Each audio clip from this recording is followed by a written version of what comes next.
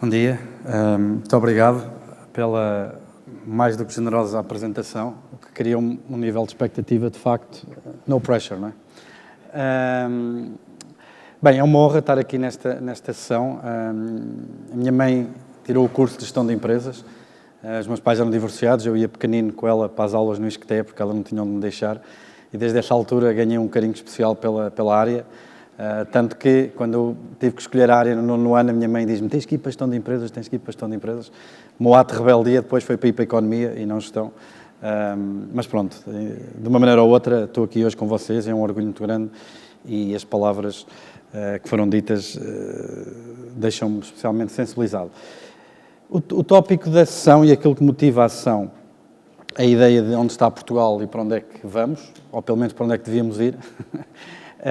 E eu achei por bem trazer aqui um trabalho que desenvolvi com um conjunto de outros economistas portugueses, patrocinado pela Fundação Francisco Manuel dos Santos, em que a ideia era precisamente, por um lado, fazer um ponto de situação, uma radiografia ao país de um conjunto de determinantes que achamos que são importantes para a dinâmica económica e social, sempre com o âmbito de promover a convergência económica com o resto da Europa, porque só essa é que permite a convergência social. Sem convergência económica não há convergência social. Sem economia não há sociedade, pelo menos não há sociedade ao nível das sociedades mais desenvolvidas. E é nesse contexto que eu vos trago aqui esta apresentação. Um pouco para começar uma radiografia e depois um conjunto de estudos, de reflexões sobre diferentes áreas estratégicas que fizemos e um conjunto de recomendações e de linhas de ação que achamos que devíamos seguir, não é? Para começar, Portugal hoje é um país que tem divergido da União Europeia, infelizmente. Em 2000 tínhamos cerca de 85% do rendimento médio comunitário. Chegamos a 2019, eu meti números pré-Covid, porque houve uma grande heterogeneidade na questão da dinâmica da Covid, da pandemia. 2019, aquilo que observamos é que estamos mais longe em 2019 do que estávamos em 2000 da média comunitária. Estamos em 21º da União Europeia a 27 e basicamente caímos 4 posições desde 2000. Não é propriamente muito animador nesse aspecto. Há aqui dois indicadores tipicamente macro que são muito utilizados. A questão de uma dívida pública elevada.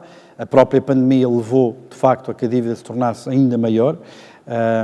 Os números que estão esperados para para o fecho deste ano e para 2023 trazem a dívida para valores talvez entre os 115 e 118, se tudo correr dentro do cenário macroeconómico previsto pelo Governo. Não obstante, é uma das maiores dívidas do mundo mesmo, ok? O que traz problemas complicados em termos de gestão das contas públicas. Ao mesmo tempo, temos outra coisa que também não tem sido muito bem sucedida na nossa economia, que é aquela palavra que os economistas estão sempre a repetir até à exaustão. Não sei se conhecem aqueles vídeos do YouTube dos apanhados da TVI Porto, aquela senhora sempre a falar da umidade. Os economistas é a produtividade. Conseguem falar da produtividade 50 vezes na mesma frase, mas porque é uma realidade. A economia portuguesa, de facto, nos anos 90 ainda teve algum crescimento assinalável em termos económicos, em termos de produtividade, mas desde 2000 essa realidade não tem sido muito boa. Portugal tem, de facto, mostrado uma fraca capacidade de ter um ecossistema económico que crie valor cada vez mais de forma superior ano após ano. E isso reflete-se nestes números da produtividade. Os dois em conjunto é uma receita para o desastre, não é? E nós vemos, por exemplo, as consequências disso. Aquilo que eu tenho aqui para vos mostrar são os déficits do Orçamento de Estado. Temos aqui a trajetória da dívida, que acelera brutalmente a partir de 2000, e o que é que teria sido a trajetória da dívida se nós tivéssemos crescido durante a década de 2000, não aos 3% que crescemos durante a década de 90, houve um abrandamento geral, quer em Portugal, quer na Europa, também das taxas de crescimento. Já não digo aos 2,7, aos 2,8 que estávamos a crescer em 2019, mas se tivéssemos crescido a 2,3, quer dizer, menos que o que crescemos em 2019. Bastaria ter crescido durante esta década a 2,3%, ok? Que tínhamos chegado a 2011 com um rácio da dívida sobre o PIB de 60%, 66%. Estão a ver a importância da questão da produtividade e do crescimento económico para a questão da dívida. Isto mesmo gastando os Estados todos do euro, as autoestradas todas de Lisboa-Porto, os aumentos da função pública da era do Guterres, tudo isso. Gastando exatamente o mesmo, mas crescendo a 2,3. Era esta a dívida. Okay? Não havia troika, não havia qual é a parte do não há dinheiro que não percebeu, não havia nada disso. Okay? Para perceberem a importância disto. Temos um problema também de pobreza em Portugal e de pobreza das camadas mais desprotegidas da população. 30% da população em situação de pobreza, apenas 30% da população em situação de pobreza trabalha, o que lhes dá estamos a falar sobretudo de idosos, não é? O que lhes dá uma margem muito limitada de adaptação às circunstâncias e de capacidade de sair dessa armadilha. População em risco de pobreza ou exclusão social com 65 ou mais anos, estamos a falar de 18% na média da União Europeia, Portugal está um pouco acima da média. Mesmo em termos de desemprego jovem, em 2020 estamos a falar de 15,7% na União Europeia, 21,2% em Portugal. Também uma dimensão importante que mostra a economia. Em termos de endividamento, empresas e famílias, neste momento, em 2021, estamos a falar de 122% do PIB, e famílias, números estes de 2019, estamos a falar de 76% do PIB. Isto também reflete um pouco o que foi uma das causas para o abrandamento económico em Portugal durante a década de 2000. Todos sabemos que entrou a China para a Organização Mundial de Comércio, o que questionou um pouco o modelo de produção de baixo valor acrescentado e baixo custo que nós tínhamos em termos de competitividade externa. Houve a entrada dos países de leste para o mercado único, que, mais uma vez, economias com níveis de formação muito superiores ao nosso. Eu não sei se vocês sabem, mas nós não somos campeões da Europa só em futebol, não é? Nós somos o país da Europa com a maior percentagem de pessoas em idade de trabalhar que não completaram o secundário. Temos esse problema também. É uma questão geracional, fomos uma democracia jovem, das últimas a passar para a democracia e a fazer disparar os indicadores de formação, mas não obstante, temos esse problema ainda por resolver. E essa terceira razão, falei de duas, não é? A questão da China, a questão da entrada dos países de leste no mercado único, mas também foi a questão de entrada no euro, os custos de endividamento, as taxas de juros baixou brutalmente, entradas enormes de massas monetárias para o país. Para terem uma ideia, o endividamento privado entre 98 e 2007 aumentou de talvez 150% para 270%, quase que duplicou, e obviamente que essa entrada dessas massas monetárias foram ter pressão sobre preços, não é? E os preços que foram alterados e que sofreram essa pressão e que reagiram a essa pressão são aqueles que podiam reagir, são os dos tais, os famosos não transacionáveis, e tornámos uma economia muito assente nessa área por via disso, não é? A entrada de fluxo de investimento estrangeiro para essa área, apreciação de preços nessa área, aumento da receita nominal nessa área, atração de mais investimento e trabalhadores para essa área e tornamos numa economia muito assente em pequenos negócios de baixa escala, como eu vou explorar um pouco à frente. Nós somos o segundo país da Europa com a maior percentagem da população a trabalhar em cabeleireiros e esteticistas. Ou seja, são negócios tipicamente sem grande capacidade de ganhar escala, pouco expostos a pressão competitiva e aumento de produtividade e que possa alavancar o crescimento económico no longo prazo do país, não é? Mas pronto, a isso também já lá vamos. Temos a questão do envelhecimento da população, previsões do Aging Report da Comissão Europeia, neste momento, pessoas em idade de trabalhar, 53% da população, pessoas com mais de 65 anos, 23%, a projeção para 2050, se nada for feito, é que de facto irá baixar para 49% a percentagem de população em idade de trabalho e aumentar para 34% as pessoas com mais, 65 anos ou mais. O que reduz de forma brutal o potencial de crescimento económico. Estamos a falar de uma camada cada vez mais pequena da população a criar riqueza para sustentar um Estado social, quer para os mais velhos, quer para os cada vez menos mais novos. Continuando, nós temos tido uma melhoria dramática dos níveis de educação. Em 2000 tínhamos apenas 9% de trabalhadores com diploma de ensino superior, em 2020 já são 30%, temos tido esse aumento forte, mas ainda estamos longe, mesmo assim, de outras economias, como a Espanha, como a França, como a Holanda, como a Bélgica. Ainda temos um caminho a percorrer em trazer mais jovens que concluem o ensino secundário para um nível de educação superior, que não tem necessariamente de ser ensino mais tradicionalmente académico, se quisermos assim. A Alemanha, por exemplo, na parte do técnico-profissional, trabalha muito bem essa área. Nós é um desafio que ainda não conseguimos vencer. Em Portugal ainda há um estigma social muito associado ao ensino técnico, é um dos desafios. Mas, independentemente disso, é um indicador que tem melhorado e pode gerar aqui uma dinâmica importante, precisamente para um novo motor que aparece agora, não é? Que é esta questão do PRR e do Programa da União Europeia até 2030, em que os montantes médios disponíveis de apoio ultrapassam cerca de 3% do PIB em média, só, por exemplo, no período 2021-2027. E este pode ser um motor de apoio, esperemos que seja, à economia portuguesa, que deve ser acompanhado de reformas institucionais, precisamente para que se consiga alcançar este objetivo da transformação estrutural da economia portuguesa. Porque aí é que está o desafio, é na transformação estrutural. O português já trabalha mais que o alemão. O problema não está se nós trabalhamos muito ou pouco, nós trabalhamos mais que os alemães, em termos de horas, pelo menos registadas, per capita, não é? O problema está na forma como se trabalha. Okay? Está na forma como se trabalha e na capacidade que cada trabalhador tem de criar valor. É preciso o tal novo paradigma que nos permita realmente sair de uma situação em que temos fraco crescimento económico, população envelhecida, produtividade sem grande crescimento, dívida pública elevada, pobreza, endividamento, e esperemos que a saída deste novo paradigma possa ser alavancada numa melhoria significativa que temos tido dos níveis de educação e, obviamente, com a esperança que esta nova vaga de fundos europeus possa trazer essa tão desejada ajuda. Este estudo que nós fizemos visa precisamente levar a essa mudança de paradigma, ok? Tentar levar Portugal para uma região de convergência económica que possa sustentar a convergência social.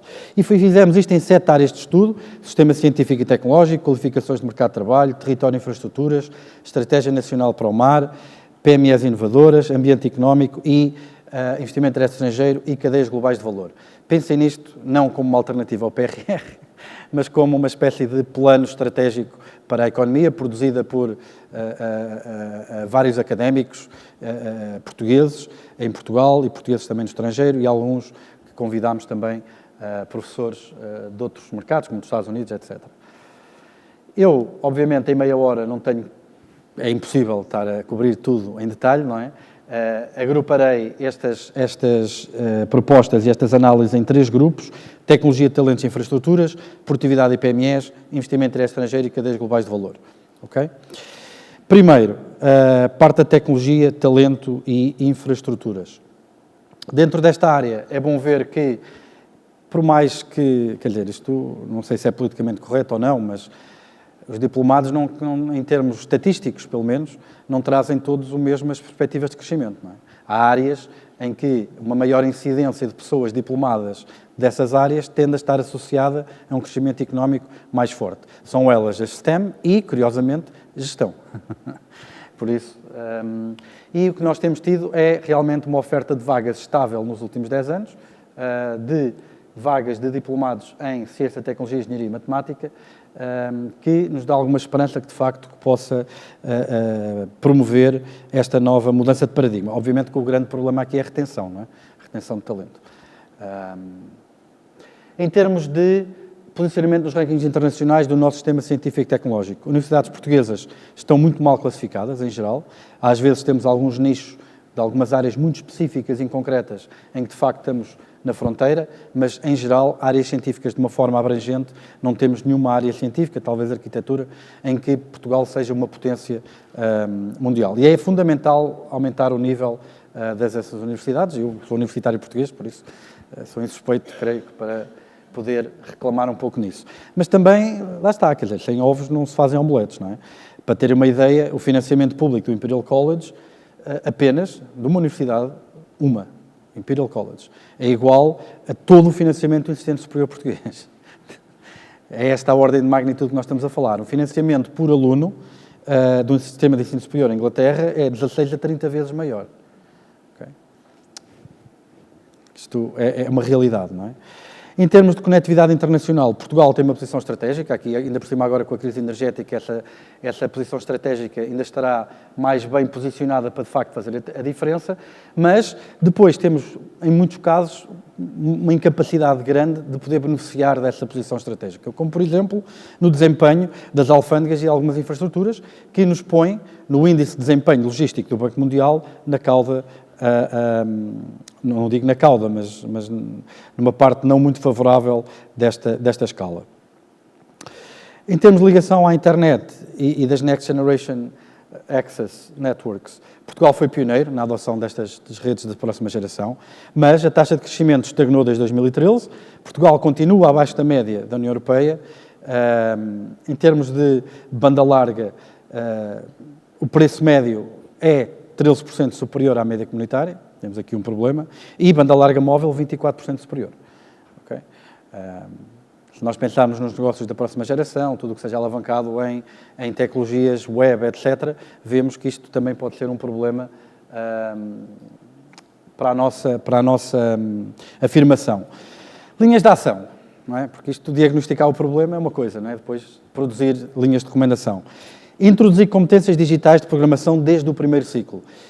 Eu estou a discutir na nova introduzi-las no primeiro ciclo da licenciatura. Na China dá-se programação na primária, não é? É este ponto que nós estamos, não é? Ainda não consegui introduzir programação como eu gostava nas licenciaturas da nova, mas para terem uma ideia, na China começa-se a falar disto desde a primária, não é? Criar incentivos a aumentos de vagas nas áreas STEM, com o objetivo que o peso destas áreas no total de diplomados cresça. Mais uma vez, do ponto de vista económico, são áreas que estão muito mais associadas a forte dinamismo e crescimento económico do que outras, não é? Não é que as outras áreas não sejam importantes, serão certamente, mas tendo nós como uma prioridade promover a convergência económica, não podemos passar ao lado deste vetor de afirmação estratégica. Temos um problema de captar talento, não é? Nós temos um problema demográfico, investimento, mesmo para a questão da sustentabilidade do sistema de segurança social, é importante conseguir trazer pessoas que tragam valor acrescentado para Portugal. São um excelente negócio, nós não pagamos para os educar, se os conseguimos atrair é win-win para todos. Esse excelente negócio, nesse momento, está a ser feito pelos nossos outros parceiros da União Europeia que vêm cá buscá-los, não é? O incentivo à natalidade e a que possamos ter mais filhos, no curto prazo até só torna o problema pior, não é? Porque ainda não temos tecnologia para que eles nasçam com 23 anos com um curso de engenharia eletrotécnica do técnico pronto a gerar receita fiscal, não é? Por isso, essa tecnologia ainda não existe, como tal, resolve o problema no muito longo prazo, mas no curto prazo até o torna pior, por isso é prioritário favorecer a captação, reter o talento e atraí-lo para Portugal. Aumentar a flexibilidade do sistema de ensino superior, ainda é muito rígido, às vezes não acompanha a necessidade das empresas, as empresas precisam de, cada vez mais, que a sua força de trabalho tenha um conjunto de capacidades que se adaptam a um forte dinamismo e uma forte velocidade de mudança do mercado, e aí eu próprio, enquanto académico e parte desse sistema universitário, faço a meia culpa. As universidades não têm tido a capacidade de resposta que as empresas em Portugal o merecem e o exigem, é preciso aumentar essa capacidade. E depois é sempre bom termos indicadores de performance, que é para também nos possamos criar objetivos e trabalhar na direção desses objetivos, porque senão é um conjunto de boas intenções que não se materializam em nenhuma medida de sucesso, ok? Eu pus aqui que estabelecer contratos e um conjunto entre o Ministério da Ciência e universidades com o objetivo de posicionar uma universidade pelo menos entre as 100 melhores do mundo. Podia ser duas, podia ser uma entre as primeiras 150, não há nenhuma teoria mágica sobre o número 100, mas baliza, foca, motiva, aglutina, cria talvez um mindset para que possamos produzir algo de útil e não estar só a falar dos problemas sem que tenhamos algum tipo de medida de sucesso para isso. Por exemplo, 5 áreas científicas entre as 75 melhores do mundo no ranking de Xangai. A definição destes objetivos foca-nos, não é? Obriga-nos. E reforçar o orçamento dos centros de investigação. Obviamente que é impossível reter e capturar talento sem os meios para isso, não é? Linhas de ação. Colocar serviços aduaneiros entre os 5 mais eficientes no Índice Internacional de Desempenho Logístico do Banco Mundial. Em resposta à Covid, os Estados Unidos puseram às crises de disrupção das cadeias de abastecimento, os Estados Unidos meteram as alfândegas, os serviços de alfandegamento da Califórnia a trabalhar 24 horas por dia, sábados e domingos. Nós não conseguimos fazer isso, não é? Quer dizer, lá está, alargar o período de funcionamento das alfândegas, principalmente nesta altura em que uma boa parte da questão da crise inflacionária vem destas disrupções. Para ter uma ideia, antes da crise pandémica demoravam 41 dias um contentor a chegar da China aos Estados Unidos. Chegou a demorar 81. Neste momento demoram 60. Está a alargar, até no barómetro que foi mostrado há bocado, está-se a tornar uma preocupação decrescente esta questão das disrupções das cadeias de abastecimento, mas continua a existir, quer dizer, e torna o sistema menos resiliente a choques, se tivermos todo este empate, se quisermos dizer assim. Obviamente também temos que promover esta mobilidade para integrar regiões, ok? Reduzir em 50% os tempos de viagem deste eixo Setúbal, Lisboa, Porto, Braga, Vigo, e já vou dizer porquê esta região em particular, vai ficar mais evidente dentro de pouco. Mesmo dentro das regiões metropolitanas, facilitar a questão do transporte público é uma linha de ação fundamental. Se queremos alavancar uma data de novos negócios que dependem de plataformas web, não podemos andar em zonas do país em que não há banda larga e que não conseguimos aceder às plataformas, que cada vez mais estão online, não estão nos dispositivos, estão na internet. E criar uma unidade, que esta aqui, entretanto, foi criada, o Planap, não é 100% alinhada com a visão que tínhamos para ela, não obstante, pelo menos foi criada uma unidade de planeamento técnico que permita fazer algum tipo de avaliação, monitorização independente de projetos para a função pública. Segundo pilar, produtividade e PMEs. Para terem uma ideia do que é a economia portuguesa, e eu toquei nisto há bocado, Portugal é um país ainda de micro e pequenas empresas, de pequenos negócios sem grande capacidade de escala. Vejam aqui, por exemplo, as microempresas vis-à-vis ao CDE representam cerca de 41%, na OCDE é 30%, as grandes empresas na OCDE são 30% do emprego, peço desculpa. 30% do emprego está em grandes empresas na OCDE, em Portugal apenas 22%, mas vejam que são essas empresas que geram a maioria do valor acrescentado. Okay? São essas empresas que geram a maioria do valor acrescentado, ou seja, temos uma estrutura de economia muito assente em micro, pequenas e médias empresas, sem grande capacidade de ganhar dimensão, principalmente micro e médias. Porque a criação de valor está, sobretudo, em empresas que conseguiram dar o salto e ganhar escala e produzir internacionalmente. Esse é um dos desafios também que temos para fazer. Okay? Está aqui a questão da produtividade, não é?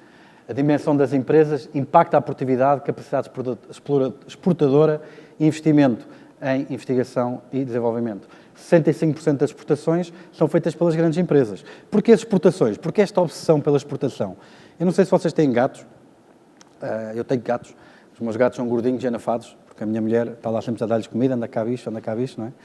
Mas os gatos da rua não são anafados, são magrinhos. Porquê? Porque esses têm que correr para comer. E esta pequena história ilustra um pouco o que é que são uma indústria que está protegida da competição internacional, como estes pequenos negócios que eu estava a falar há bocado, de empresas que estão a competir nos mercados internacionais e que têm que ser eficientes, organizadas, produtivas, porque se não o forem, não comem. Okay? E nós temos uma economia muito assente em pequenos negócios de pouca escala, protegidos da concorrência internacional, como foi o que aconteceu principalmente na evolução desde 2000, não nos ajuda a manter essa produtividade, essa eficiência, essa capacidade de organização e exportação. Okay? Em termos de formação de gestores, em 2018 apenas 1/3 das empresas tinham um gerente com formação universitária, para terem uma ideia, nos Estados Unidos é 80%. Não é? Só isso permitiria, só esse gap, eliminar esse gap face aos Estados Unidos, eliminaria cerca de 1/3 do gap de produtividade. Se pensarmos que os Estados Unidos, a diferença que existe do PIB português para o PIB americano, vocês estão a ver o que é que isto significava para o desenvolvimento português, se nós conseguíssemos vencer o desafio de qualificar os nossos gestores. Okay? Porquê é que eu falei há bocado daquele eixo e porquê é que é tão fundamental promover a mobilidade? Porque vejam que Portugal tem 25 NUTs, mas 90% das unidades de investigação de excelência, 80% das patentes e 23% das exportações estão neste eixo em apenas 5 regiões: Ave, Porto, Aveiro, Coimbra, Leiria e Lisboa. Não é? 6. Daí ser tão importante promover a mobilidade e a facilidade de integração. E o facto de termos estas regiões estrela também justifica a criação ou cria condições ideais para a criação de clusters de excelência. Não é? Porque depois temos quadros de diferentes áreas que criam sinergias entre si e que podem entre si alavancar a criação de novos produtos, desenvolvimento de novas técnicas e, mais uma vez, criação de maior valor acrescentado. Em termos de eficiência dos mercados, aquilo que sabemos é que realmente as empresas que operam em setores mais concorrenciais e com um mercado de trabalho mais flexível têm maior probabilidade de crescer e ser mais produtivas. Okay? E eu não sei se está aqui alguém dos sindicatos que esteja especialmente preocupado com a questão da flexibilidade do trabalho. Portugal é o terceiro país da OCDE com o maior índice de rigidez dos mercados laborais, mas não ganha nada com isso, porque também somos o terceiro país da OCDE com maior percentagem de contrato de trabalho temporário. Ou seja, temos um quadro legislativo completamente desadequado que não serve nem a uns nem a outros e só cria desperdício e ineficiências. Okay? Em termos de barreiras regulatórias, estamos abaixo da OCDE. Em termos de simplificação, preços altos da energia, ou seja, há aqui um conjunto de áreas em que é preciso, de facto, agir para promover a eficiência das empresas, okay? E dos mercados. Linhas de ação, coisas concretas, rever os processos de nomeação para as entidades reguladoras. Há muitas áreas que se percebe que, se calhar, do ponto de vista da concorrência, as coisas não correm da melhor maneira, não é? Não vou usar aqui exemplos, acho que todos nós conseguimos pensar logo em 2 ou 3 de repente, não é? Garantir a autonomia destas entidades, porque não basta trocar as pessoas ou ter mais cuidado na seleção das pessoas que estão à frente destes organismos, também é muito importante que eles tenham autonomia para fazer aquilo que devem fazer. Porque se não o tiverem, se puderem ser maniatados indiretamente pelo poder político relativamente ao controle orçamental das suas organizações, quer dizer, podemos lá meter a melhor pessoa do mundo, ele não vai conseguir fazer nada, não é? E rever mecanismos de prestação de contas. Isto é fundamental, não só nestas entidades reguladoras. Eu leio, por exemplo, do PRR, vão 1.000 milhões para modernização administrativa e finanças. Mas não há um único KPI que me permita dizer qual é o retorno destes 1.000 milhões que vão para lá. Um único. O que é que nós vamos conseguir fazer? Vamos fazer mais trabalho administrativo com menos recursos. Isto vai libertar dinheiro para poder baixar a carga fiscal, por exemplo. Tipo, qual é o objetivo, não é? Quer dizer, vamos meter... A questão de medir performance é fundamental para depois haver prestação de contas e poder, pelo menos, monitorizar o resultado destas iniciativas. IDE e cadeias globais de valor. Porquê é que são importantes? Vejam, por exemplo, o exemplo do setor automóvel. Está completamente descentralizado. Não existe um automóvel fabricado num sítio. E eu estou a falar de automóveis, poder falar do iPhone.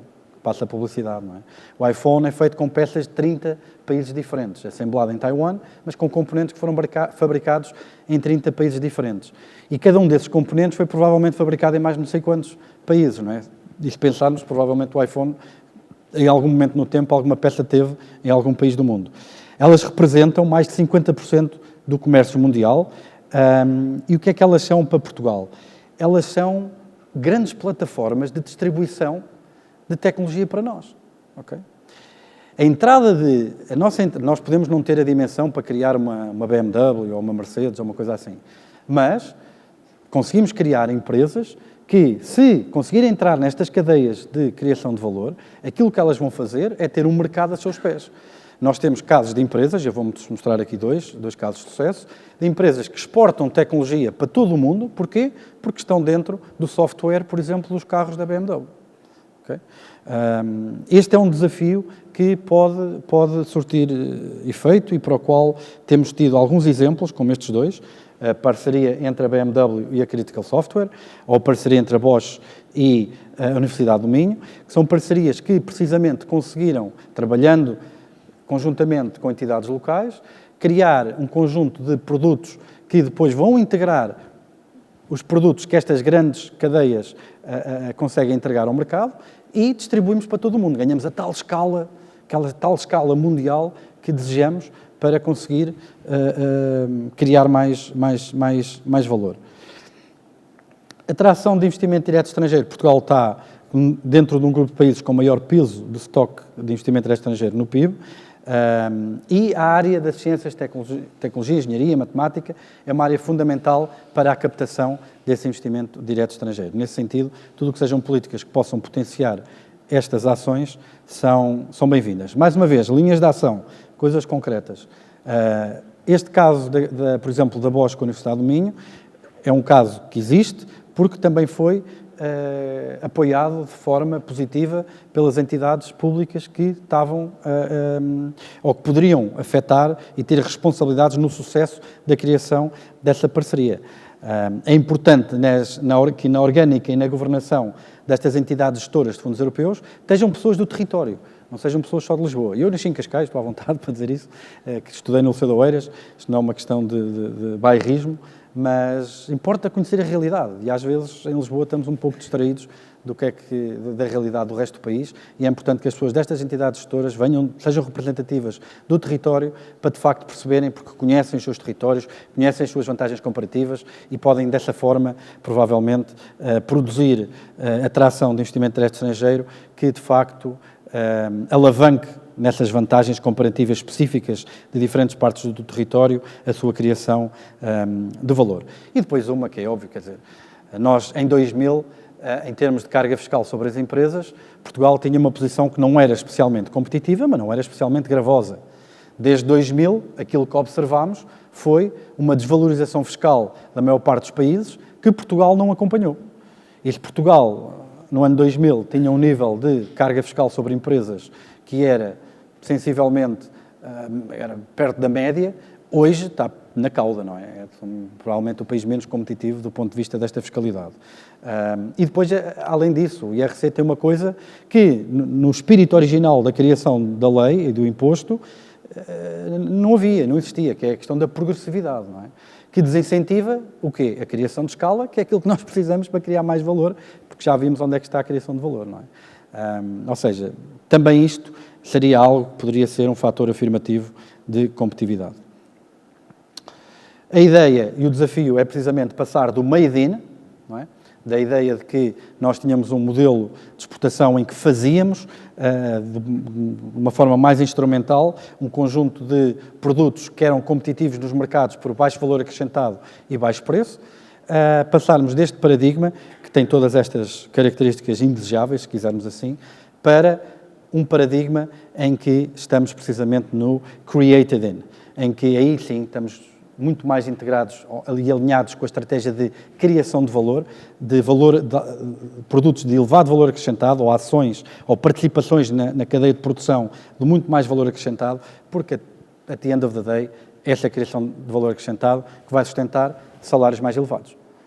Se não se cria valor, não se podem pagar salários mais elevados, porque não se podemos distribuir aquilo que não se tem, não é? E este, para mim, é o grande desafio para Portugal. Era este o objetivo deste estudo, produzir um conjunto de linhas de ação, estão aqui muito sumariadas, obviamente se tiverem interesse e quiserem vê-las em mais detalhe, podem vê-los no site da Fundação, mas produzir um conjunto de linhas de ação que fossem acionáveis e que pudessem permitir realmente a que Portugal atinja a tão desejada convergência económica que, de outra forma, é impossível sustentar uma convergência social. Obrigado.